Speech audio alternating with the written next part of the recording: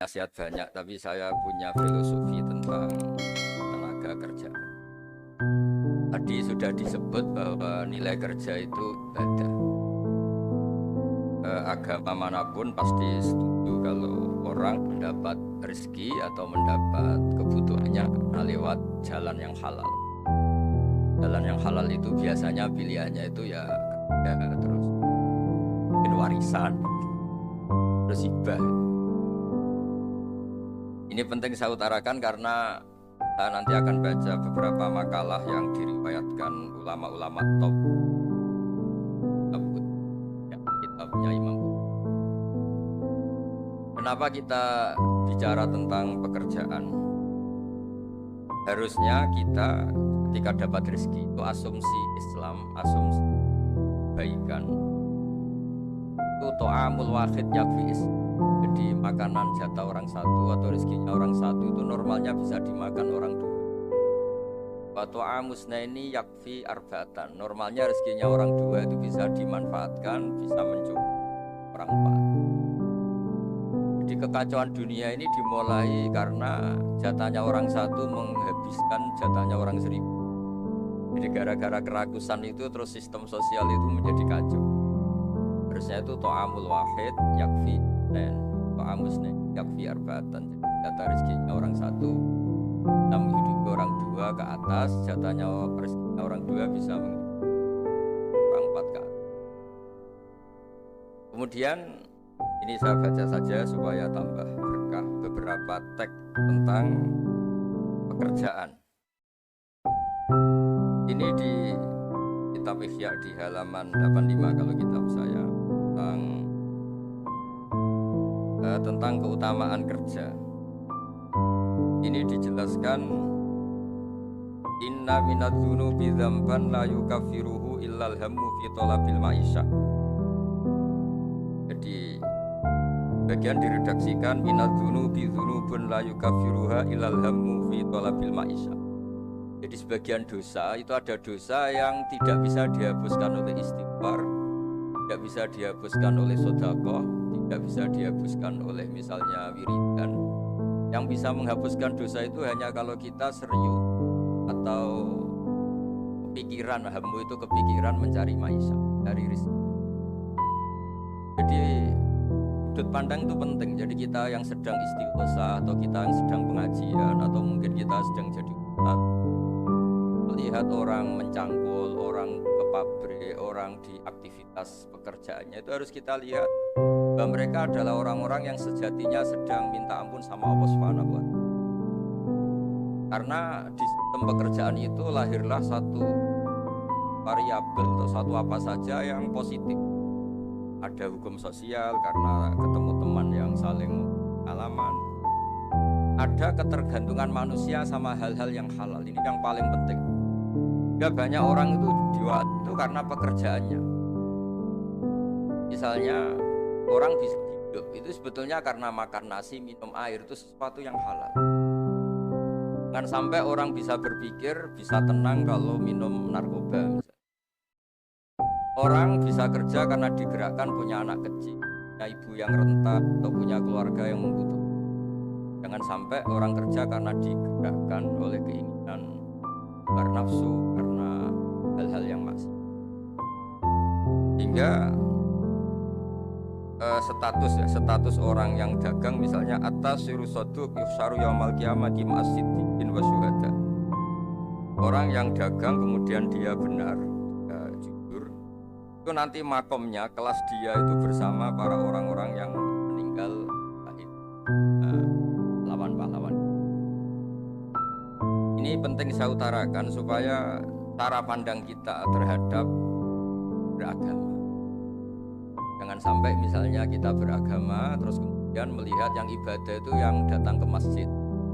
Ya kita jam kerja kemudian ada pengajian, kita tidak pengajian itu dianggap salah karena nggak datang di masjid. Padahal kita datang ke pabrik atau ke pasar, nilainya sama-sama ibadah. Ini penting supaya cara pandang kita terhadap orang lain itu positif.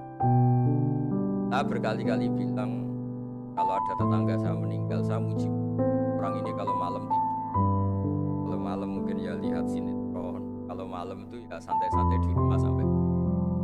Kalau kita pakai sudut pandang maksimal, yang dikatakan taat itu tahajud, dan maka orang ini tidak masuk kategori taat. Tapi kalau kita kembali ke definisi takwa, takwa itu meninggalkan hal-hal yang dilarang Allah Ta'ala.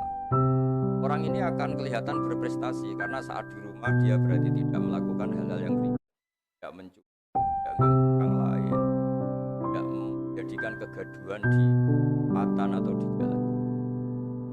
Hingga agama ini juga harus mengapresiasi tarkul ma'asi, bahwa orang yang tidak punya aktivitas di rumah banyak yang dilakukan sebetulnya, kebaikan masif, kebaikan bersama, karena orang ini tidak melakukan hal-hal yang merugikan orang lain. Ya, saya berkali-kali bilang kalau saya jadi kiai, jadi orang baik, kalau ada orang yang dermawan kasih waktu ke kita, ya kita senang karena kebaikan itu diapresiasi. Misalnya ada tadi cerita Menaker dapat apresiasi, dapat penghargaan, ya kita senang karena itu. Tapi andekan tidak, itu juga senang. Senangnya karena mungkin orang lain ini sudah tidak butuh kita, tidak butuh kita buat baik. Saya berkali-kali bilang kalau Anda jadi kiai tidak usah tersinggung kalau tetangga tidak minta konsultasi, artinya mereka sudah mandiri bisa memutuskan masalahnya sendiri. Tapi kalau konsultasi anggap mereka punya akhlak, tanya kiai. Kalau tidak ya anggap saja mereka sudah mandiri. Makanya sudut pandang ya dalam Islam, sudut pandang itu penting sekali. Jadi setelah kita baca beberapa hadis, suatu saat Rasulullah itu ngaji di masjid, teras masjid. Dia ngaji, dan ada pemuda dengan cangkulnya dengan enaknya melewati Rasulullah. Ya, para sahabat itu komplain, ini juga ngawur sekali, ada Rasulullah ngaji tapi tidak ikutnya, malah berlalu saja ke ladangnya. Tapi ketika dengan tanda kutip disalahkan, Rasulullah malah bela pemuda tadi. Pemuda kalau dia kerja karena mencarikan nafkah untuk keluarganya, yang kecil atau yang tua, dan supaya dia tidak minta-minta orang lain, sudah sunnah. Jika bentuk sunnah Rasul itu tidak harus orang datang ke pengajian dan orang ikut fatwa kita mau itu. Nah, mungkin teman-teman yang sedang bekerja itu tidak lagi mendengarkan ngaji, sudah melakukan isi pengajian. Jadi yang lain baru mendengarkan, yang itu sudah melakukan isi pengajian. Makanya kalau di daerah saya banyak, kenapa kamu tidak datang ngaji? Kita lebih dari ngaji dari Pak Kiai. Kenapa? Pak Kiai kan yang menyarankan supaya kita baik sama orang tua. Saat Pak Kiai pengajian, saya ngurmat orang tua saya di rumah sakit. Tapi kadang-kadang kita pakai ukuran kita sendiri. Yang nggak datang pengajian itu orang jelek karena nggak mau datang. Padahal jangan-jangan yang sedang di rumah itu yang sedang melakukan isi pengajian itu, ya dia tidak datang karena ngerawat orang tuanya, karena sedang asik dengan istri. Harus disebut bagian dari kebaikan. Nah, dalam kebaikan Islam, Nabi pernah ngendikan, "Babi ahadikum sadaqah." Kamu kumpul dengan istri kamu itu, sampai sahabat protes, "Ya Rasulullah, masa ayat di ahaduna syahwatahu wa walahu ajrun?" Masa urusan seneng-seneng sama istri dia dapat pahala? Nabi menjawab, "Alaysa lawadhu'aha fi haramin akana aliwis." Kalau pelampiasan syahwat itu hal yang negatif atau yang haram, dia akan dosa. Ketika meletakkan yang benar, dia juga. Jadi pahala itu segampang itu. Orang asik dengan anaknya, dengan cucunya, bercengkrama di rumah, ya pahalanya besar. Karena saat itu berarti dia meninggalkan maksiat, dia tidak dengan. Nah, pekerjaan juga gitu. Mungkin orang lain dapat uang karena transaksi narkoba, mungkin orang lain dapat uang karena kejahatan, orang lain dapat uang karena menipu. Orang-orang yang bekerja luar biasa dapat rezeki, harus kita apresiasi. Ya, makam orang-orang ini, makomnya itu nanti kalau meninggal ma'asyiddi wasyuhada, orang-orang punya gelar asyid, gelar yang luar biasa dalam khazanah kewalian. Orang-orang yang bekerja itu nanti makomnya seperti itu. Itu adalah inspirasi kita yang luar biasa. Hingga nanti kita tidak melihat orang lain itu, wah, wong kok kedudukan tok, orang orientasinya dunia tok, bekerja terus, ingin kaya raya. Ya wis kan, kita tidak boleh berpikir. Karena apapun banyaknya harta di tangan orang-orang halal, tangan orang-orang baik, pasti efeknya juga. Bisa melahirkan pekerjaan, bisa melahirkan kemanfaatan.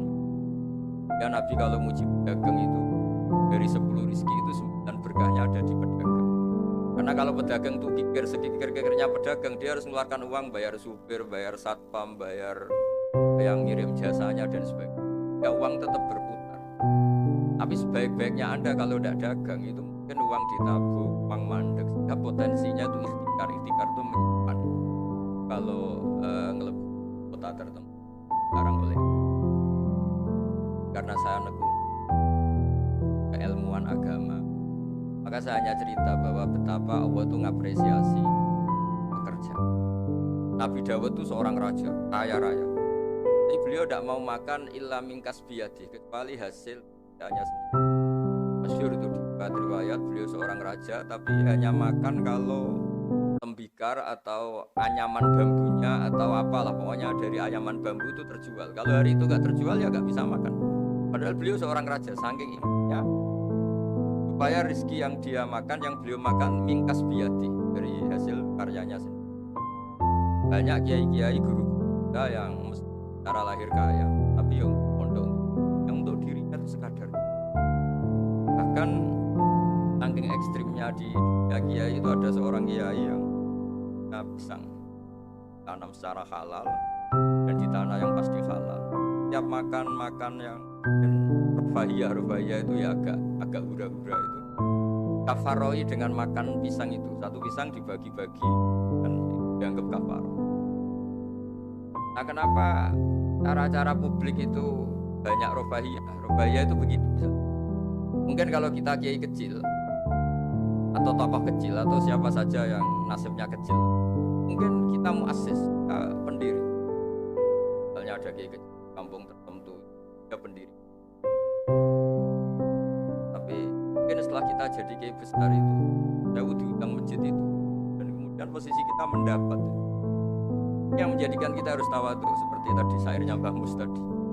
Tapi ketika kiai kecil itu pendiri masjid, tanah kita dipakai masjid, setelah kita kiai besar kok dapat uang dari mungkin karena kita kuliah dapati pinter itu, kelasnya jadi tokoh di pedalaman. Akhirnya kita mungkin apa di situ yang manfaat, pikiran, air, apa yang manfaat. Kalau kita kepinteran malah jadi orang yang terus hanya dengan negara itu mendapat, bukan memberi. Nah, hal-hal seperti ini harus jadi motivasi semua pekerja. Menteri juga mentalnya harus memberi, pekerja juga mentalnya harus memberi. Maka dulu banyak negarawan kita bilang hubungan Anda dengan negara itu sejauh mana Anda memberi sama negara ini, dan berpikir sejauh mana negara ini memberi kepada kita. Itu yang diajarkan guru kita, orang-orang kita, bahwa hubungan kita dengan negara, dengan orang lain itu yunfikun itu berkontribusi. Hingga saya ini termasuk kiai yang kalau ketemu orang yang terlalu baik sama saya ini saya sungkan, karena hubungannya saya mendapat. Tapi kalau ketemu orang yang lebih lemah mungkin saya lebih pede, karena hubungan kita ini memberi. Itu yang diajarkan al-yadul yakhir, bahwa tangan yang atas lebih baik ketimbang tangan di bawah. Makanya saya mohon kementerian semuanya lah, kita hubungan dengan bangsa kita, dengan masyarakat kita, dengan rakyat kita, hubungan memberi, bukan hubungan mendapat. Bahwa secara aturan atau secara kultur, karena kita pejabat, kita kiai mendapat itu ya rezeki dari Allah yang kita terima secara syukur. Tapi sebetulnya komitmen kita sebagai bangsa, komitmen harus dicatat. Karena Islam mengajarkan ma'aliyal umur, mental-mental yang mulia. Mental mulia itu ya mental heroik, mental memberi, mental berkontribusi. Bukan mental bukan mental yang ma'aliyal umur, bukan mental yang kita mohon ini mungkin ya harus saya sampaikan, karena memang supaya orang itu melihat bahwa pejabat itu mikir kita, mikir negara, dan juga gitu kiai juga semuanya harus diartikan mereka itu berkeras untuk. Jadi kalau kita orang yang mungkin agak nyun sewu, agak dengki atau agak hasut, berpikirnya tuh enak jadi pejabat, enak jadi besar, enak jadi ini, itu jadi kita repot. Makanya tunjukkan bahwa kita adalah orang yang betul hero, orang yang betul berkorban, orang yang betul khairunas anfa'un.